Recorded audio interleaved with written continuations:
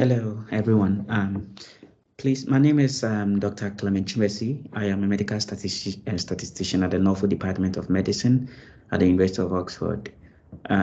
So this particular video is just to cover the second part of the first lecture series. So please, if you are new to this particular channel and you're not aware of the ongoing lecture series, I would entreat you to look at the YouTube video description to go into, so there are a series of links attached, links concerning the previous, the part A of the lecture 1, and there was also an introductory session which will be useful, and the whole goal is to be able to use GPower software to aid in sample size determination and power analysis. So as we said there are going to be a series of videos, and for each statistical or primary analysis or each statistical test is going to be featured in a separate video, so that we don't have very long or lengthy videos and so on and so forth. So without wasting time, this video is just continuing from where we left off. Specifically, so we've already done using GPower software to perform sample size or to perform power analysis or to calculate sample size for instances where we had two independent comparable groups, or two groups that you wanted to compare their mean differences using the independent t-test. So suppose that is a new study that you are embarking on, and it could be an experiment, it could be a pump primer, it could be basically any study you are embarking on or you wish to embark on, but you had some preliminary data or some literature information or data in the literature to infer your effect size and so on and so forth. And we said that the effect size is always dependent on the kind of primary statistical analysis you are going to do, and always is based on the primary outcome. Which outcome are you measuring? Is it normally distributed based on the previous preliminary data, or maybe from the literature? If you don't know the distribution, you can always, or specifically, let's say you don't have any information about whether it's going to be normally distributed, log normally distributed, or whatsoever, or you don't even have any information about it. We have some conventional thresholds that you could use to determine the effect. We've looked extensively into when you should vary the effect size, how it affects the power, the sample size, and so on and so forth. There were other sensitivity analysis that we did in the previous video. So if you've not watched the first part of the lecture series 1, I would entreat you to watch it. All right, so without wasting time, I'm going to share my screen, and then we would now focus on the main topic for today. So for today, we are going to look at situations where you had two dependent groups, or you could think about it as before and after experiment. So suppose, let's say you were a clinician or you are a scientist, you are trying to embark on a study, you are trying to maybe measure the vaccinal effect, or maybe you are looking at immune response, you are considering even a population of mice, or any particular samples of interest, whether humans, animals, or whatsoever.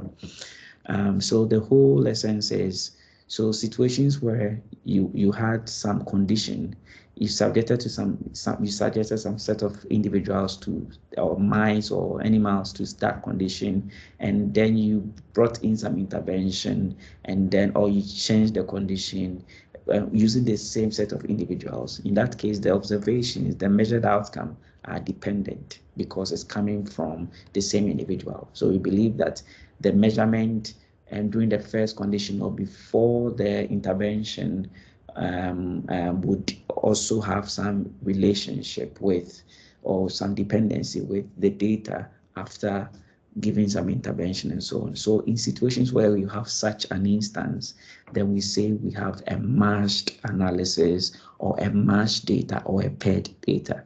So now we are going to look at, in situations where that is going to be your main study, and now you are trying to use a preliminary study, or let's say data from the literature, to infer what possible sample size should you use. We've already covered a whole video on the effect of using very large and very small sample size, and then they need to divide your, let's say, your alpha error rate by 2 for a two-sided test. What are the consequences and so on? We've covered that in the introductory session for the lecture 1. So if you've not watched that, I would entreat you. So without wasting time, I'll quickly share my screen. So basically, this is how the GPower software looks like. There's a whole video on how to install the GPower software. So if you've not watched that, I would entreat you to watch that particular video on how to install GPower, and I've attached that to the YouTube video description as well.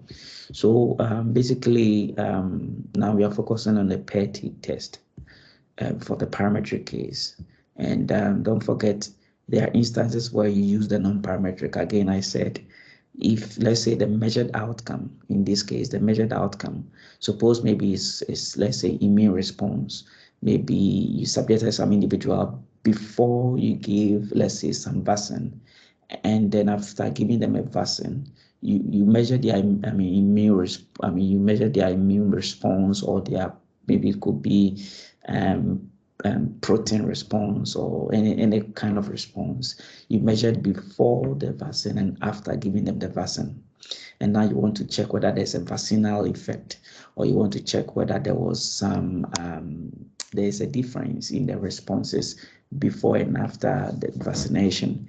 So in such an instance, since it's the same set of individual, then we have a paired kind of analysis you need to do. Yeah, so, and remember, we said if the outcome from, let's say, the preliminary data or the previous data appears to be normally distributed, then it will suffice that in your primary analysis, or in the main study, you are going to potentially use a parametric method. So in that case, based on the preliminary data, if the data was normally distributed, for instance, then it will make sense to use a parametric appropriate parametric test to do the power analysis. But situations where the data is found to be naturally non-normal or positively skewed, especially in terms of responses, even antibody concentration and so on, in such an instance, then it means that you might have to maybe take some transformation. Often what we do is people do take log transformation, sometimes log 10 transformation or log transformation. So, and situations where the log transform of the data appears to be rather normally distributed, then it means the data is log normally distributed. So when you have such an instance, you rather perform the sample size determination based, or the power analysis based on the log transformed outcome. Okay, so that's basically what I wanted to tell. All right, so now let's just start the main thing. So basically, you go to, so we are trying to do a t-test analysis. And then so you go for the case of the two dependent means or the match pairs. That's the parametric case. For the non-parametric case, we would have used the sign rank test. For this particular video, we are focusing on the match pairs for the two dependent means. Okay, so when you select that, you realize that, again, I said we have different types of power analysis.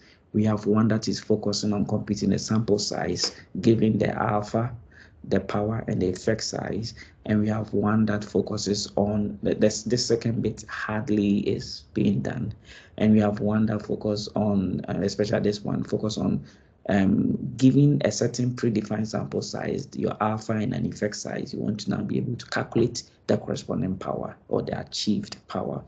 And then in instances, you can also compute the effect size given the power, sample size, and some alpha. So these are things you could do. So you could perform such sensitivity analysis in there. So now let's assume, and remember, we said the other day in the previous videos that always you should be sure whether you want to do a one-tail test or a one-sided test or a two-tail or two-sided test. Anytime you are doing a one-sided test, your alpha, if you are setting alpha at 5%, you don't divide by 2. If you divide it by, so one-tail test we said is when your goal is looking at whether in this case, for the paired case, you are looking at whether before vaccination, whether the responses will be significantly lower than after vaccination, okay, and or vice versa, whichever you want to look at, depending on the outcome you're interested in. So in that case, when you have such direction, either greater or less than, then you are using a one-tail analysis. And for a two-tail, you have to always divide the alpha by 2. And we said failure to do that contributes to some issues, such especially it makes your decision on the significance less stringent, especially if you powered your study based on a two-tail analysis or a two-tail analysis, but you fail to divide the alpha by 2. So there are instances you are likely to detect significance in terms of an effect, even when it wasn't supposed to be. Yeah, so meaning that just based on that, it means it can affect the validity or compromise your research findings and so on and so forth. So it means it's very important to control for these things and do it very well. So and most of the times for a paired analysis, most times we are likely to go in for a one-tail analysis, especially if the goal is looking at if the before group, okay, basically either increased or decreased with respect to the outcome being measured compared to after giving some intervention. It could be a person, or it could be you measure some outcome at a certain baseline time point, and then you measure the same outcome given the same individual at another time point. Still you have a paired instance. So it's not just about conditions or different circumstances or experimental conditions. It could even be different time points using the same individual. Okay, and remember, if you now consider more than one time point or collect such a data at more than one time point, then we have a repeated measures. That's not the focus for today's presentation.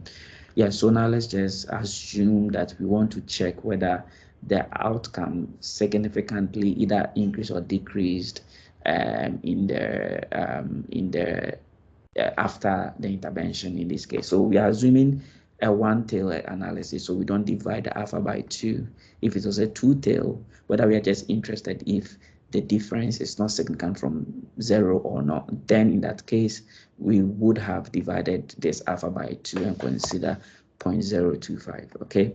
So now for one side, and don't forget in that case, we have changed this to a two-tail test.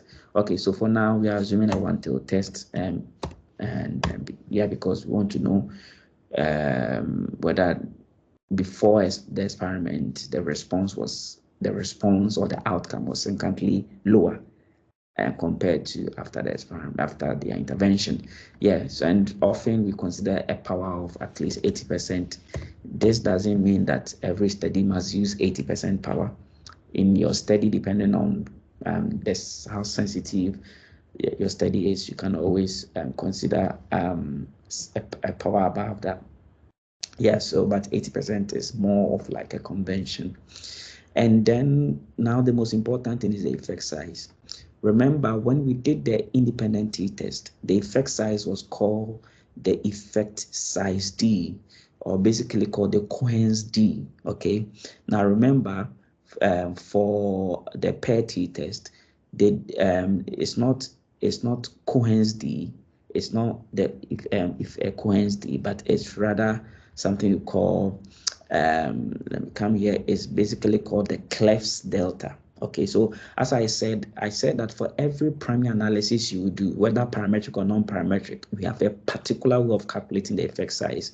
You remember for the independent two sample t-test, the effect size is just the difference between the absolute difference between the two means, or the means of the two groups divided by the pooled variance, which is just the average of the two variances. Or you could use, that is assuming unequal variance, and you could use the classical pooled variance for equal variance, which is basically an n1 minus 1 times the s1 squared, that's for the variance, plus n2 minus 1 all times s2 squared, all divided by n1 plus n2 minus 2. So that is a standard formula. You can always Google search that. Fine. Extending this same thing, remember for the PET test, what we often do is that the before and after data, we consider the before minus the after data, we subtract. Then the numerator is rather the effect size is just an extension of the independent case. So here is rather the mean of the differences. Okay, the mean of the differences after taking the difference between the before and after, and then you divide by the pooled standard deviation. And the pooled standard deviation is rather the standard deviation of those differences divided by square root of n. So that is how, and don't forget that the dz is basically called the cleft delta. So now coming back to the GPower software, so remember, independent t-test, the effect size is called the Cohen's d, and for the PET t-test, the effect size is called the cleft delta, dz. Okay, so now we can always compute this based on the data if you have. If you don't, you can use the same convention. Situations where you don't have any information about on how to about, let's say, a preliminary data or previous experiment, or even from literature, you could always use the conventional thresholds.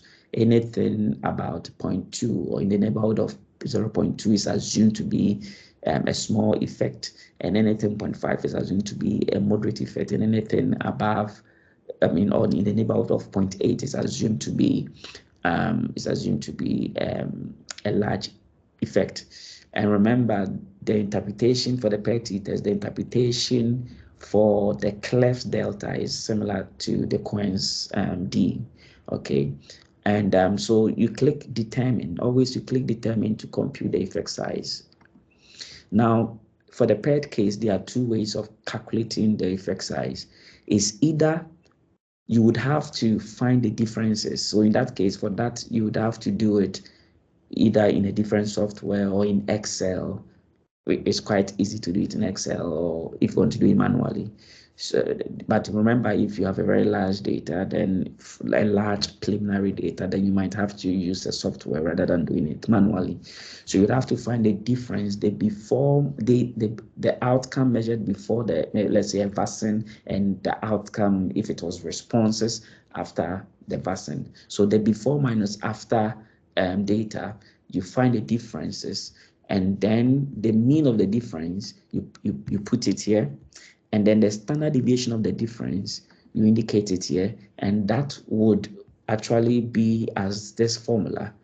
So it's basically going to use this particular formula, that is to calculate the cleft delta. Okay, so there are other ways to also, so we can assume, suppose maybe the mean of the differences was maybe minus 0. Let's say 5, and the standard deviation was, let's say 0. Let's say 36, based on the data. Then you can click calculate, and so you can just click calculate. Always you can always click on calculate to calculate the effect size. Remember, if the effect size is negative or positive, it doesn't change. So now let's look at something. Probably I forgot to mention it in a previous case. So that's why here I brought an absolute value. Here you can think about it as an absolute value, but let's verify it for ourselves. So once you click calculate the effects, you click calculate, this is the effect size. You can actually click on calculate and transfer to the main windows for it to pop up here without having to copy and paste. So you click that, so it has popped up here. So here we've assumed the one tail test. So we didn't divide the alpha by 2, and the power, we assume 80% power. We click calculate, and now we have a total sample of just 5. So it means we just need 5 samples to do the before and after experiment on, and that is actually, though we assume at least 80% power, the exact actual power corresponding to this total sample of 5 will be 81.4% power. Okay, which is quite good. Now suppose the effect, we, instead of the negative, let's make it positive, and let's see something. It was that, right? So this was it. So let's make it positive, and let's see. So you realize that if, when you even make the effect as positive, the sample size is still the same. So this is just to say that it is imperative to just assume your effect sizes to always be an absolute value. So even if it's positive or negative, just understand that either whether you use the positive or you assume it as an absolute value, is not going to change your sample size. Okay, so this is how easy you can actually compute or determine your sample size for an experiment, which is going to be like a merged experiment or a paired kind of data experiment. Another way of calculating basically the effect size is if you've not already found the differences, the before and after differences, and then found the mean and the standard deviation. You can also use the second option. Here you need to know the mean of the first group, so that is the mean of the before experiment, their responses. If the responses was the outcome, maybe it could be mean response or protein response, whichever. So let's say that was 0.6 based on the preliminary data or based on literature, and let's say this was 0.9, and let's say the standard deviation for group 1 was 0.7, let's say 2.1, and that for group 2 was, let's say 2.5 or 2.6. And in that case, it expects you to know the correlation between the two groups. So you found the correlation, and let's say the correlation was 0.75.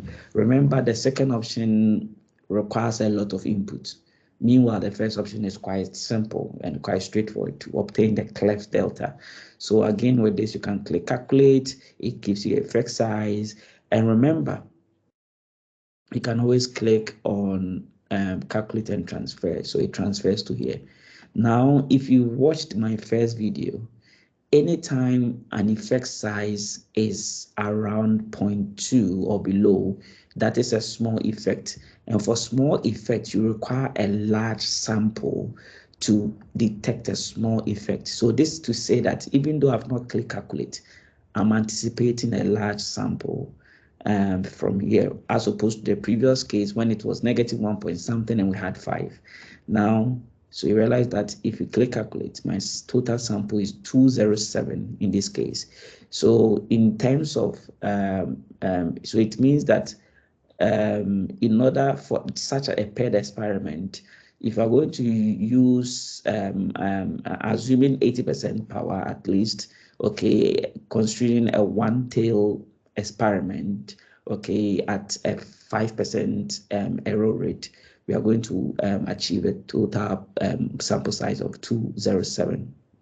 Okay, so, and you can always do sensitivity analysis by clicking on the XY plot. So here, when you click here, you can always look at how we know that once we increase power, automatically sample size would increase. This one is once if I don't change anything, I just click draw. For this, we know it's an established fact that once we increase sample size, okay, once we increase the power, the total sample size will automatically increase. We could also check like again, I said, you could always check the effect of anything on anything. So you could also check, you want to see power in the effect. So you want to see if we should vary effect size from, let's say, 0.1 to, let's say, 0.8. We want to see how that affects power. And then we want to consider different, let's say 4 different total sample size. So we want to assume that if the total sample size is, let's say 200, or let me say 204, and we are increasing it by 1 as the step size. So it means if you start with 204, the next will be 205, and so on and so forth, up to 208, right? And then it's still a one-tail experiment. So we didn't divide the alpha by 2. Then we click draw. So in this case, we are not seeing much differences as we vary the sample size. So maybe I would increase the step by, I'll start with, let's say 60, and increase the step size by, let's say 20, and let's see something. Okay, so basically now, at irrespective of the total sample size, we know that as you increase the cleft delta or the effect size for the PERT test, as the effect size increases, it gets to a certain point, it plateaus and becomes constant, right? So I mean, yeah, so it means that generally the effect size, increasing effect size increases the power. But from the graph, it seems that after effect size of 0.45, it plateaus and becomes constant irrespective of the total sample size, right? So it means that with such sensitivity analysis, you could always investigate how varying anything affect the other. And so without wasting much time, and don't forget, you can always save your graph. You right click, you can click save plot to file. In that case, it will save as can save it as a PDF. Let's say that saving this as GraphPad picture 2. Once I click save, you can always go back to maybe your downloads, wherever you click on it, and you have a high resolution figure in the form of a PDF. Yeah, so this is just to highlight how easy you can save. Of course, you can copy plot. By here, if you copy plot to paste, what happens is you sometimes lose resolution, like, yeah, the quality. Remember, whenever you run the analysis, the output comes here. So you click power, protocol of the power. So for instance, let's say here we're working with the power of, or let me say an effect. Let's stick to the previous. Okay, we are sticking to this. So let's assume that we are working with a moderate effect size.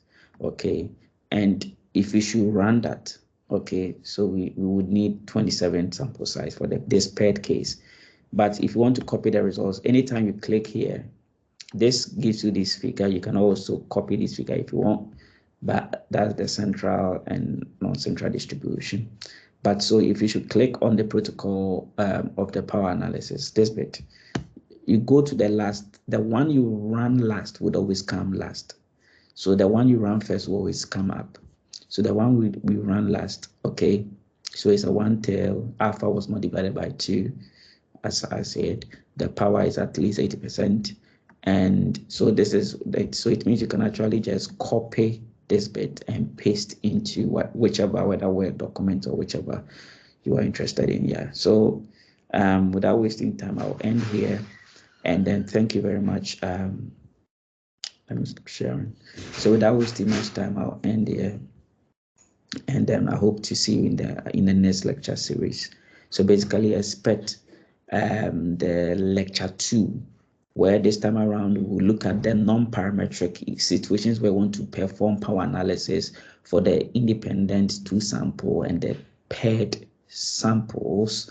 But in this case, we are considering a non-parametric case, especially when the outcome can't be normally distributed even after data transformation. So in essence, since we are going to end up using a non-parametric test for the primary analysis, then it will rather be imperative to use a non-parametric test, appropriate non-parametric test, to perform the power analysis or sample size determination.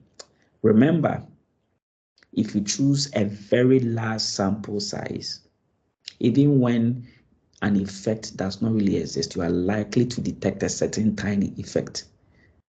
Okay, you are likely to detect a certain tiny effect that in essence, you are increasing your chance of type 1 error. That is, even that is rejecting the fact that there's no effect. So there's no effect, but you are rejecting and concluding that there exists at least some effect.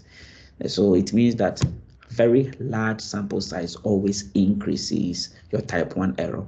And when your sample size is too small, it means that even when, and keep in mind, when it's large sample, sometimes that effect that you detected just because the sample size was too large is could be due to the fact that that effect was just by chance, or that difference you detected was just by chance. Okay, Not that the intervention did well, but it was just by chance. So that's why. So that's for one case. And another case, if the sample size is too small, then what happens is that even when an effect could exist, because the sample size is too small, we tend not to be able to detect that difference. That's why sometimes when you do an experiment with a very small sample size, we believe that increasing the sample size a bit could even help to detect an effect, and that is the reason. So it means small sample size also increases the chance of type 2 error. Okay, so that's basically what we need to keep in mind. So this tells that it is always imperative to determine that optimal or that minimal sample size, okay, that will help control for this kind of error. So remember, once you fix your power or predefine your power, somehow you are controlling for the type 2 error rate. And once you predefine your alpha rate, your alpha error rate, or your type 1 error rate, you are indirectly also controlling for the type 1 error. So it means whenever you are determining the minimum or minimal sample size, you need to account for these two kind of errors that are attributed to sample size. Okay, so that is the whole essence for why power analysis is very imperative, in order not to undermine our research findings, and also to give some credibility to the kind of experiment and research that we do. So once again, I will end here, and let's look forward to watching the second lecture series, or the lecture series 2. So I'll end here, and that will focus on the non-parametric versions of the previous two, and then it's going to get more intense over time as we go on. All right, so do have a wonderful day and take care.